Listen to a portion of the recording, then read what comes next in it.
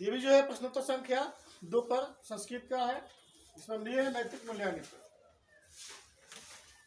जिस ढंग से कार्य करने से मनुष्य का जीवन सुचारू और सफल हो जाता है, नीति कही जाती है, और नीति के मूल्यों को ही नैतिक मूल्य कहा जाता है।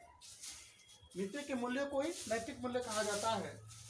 यह नीति केवल मनुष्य समाज के लिए ही नहीं होती, बल्कि मनुष्यों, राजाओं और सभी के व्यवहार के लिए होती है। नीति के साथ चलने से सबका कल्याण होता है। संस्कृत साहित्य में अनेक नीति ग्रंथ उपलब्ध है।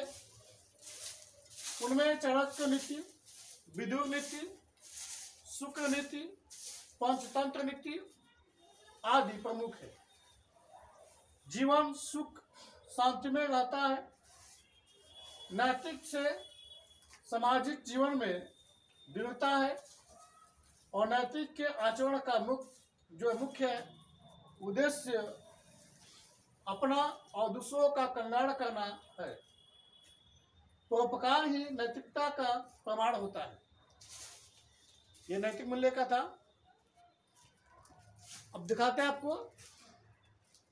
कवि कुलगुरु कालिदासों पर 3 देता है, 3 में से कोई एक लिखना होगा।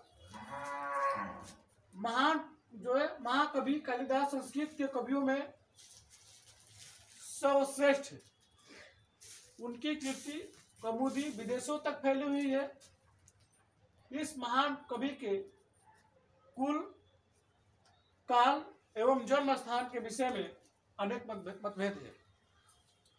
उन्होंने अपनी कृतियों में अपने जीवन के विषय में कहीं कुछ नहीं लिखा है, फिर भी समीक्षक आमतौर और बाह्य साक्ष्यों के आधार पर उनका परिचय प्रस्तुत करते हैं।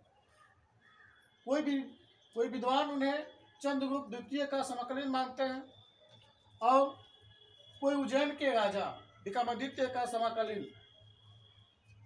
कोई विद्वान इन्हें कश्मीर में उत्पन्न हुआ, और कुछ जो बंगाल प्रदेश में उत्पन्न हुआ मानते हैं। कालिदास की कृतियों में वर्ण व्यवस्था के प्रतिपादन को देखकर वे ब्राह्मण कुल में उत्पन्न हुआ मालूम पड़ते हैं। वे शिव के उपासक थे, फिर भी राम के प्रति उनकी भक्ति थी। और कालिदास की रचना रघुवंशम और कुमार संभव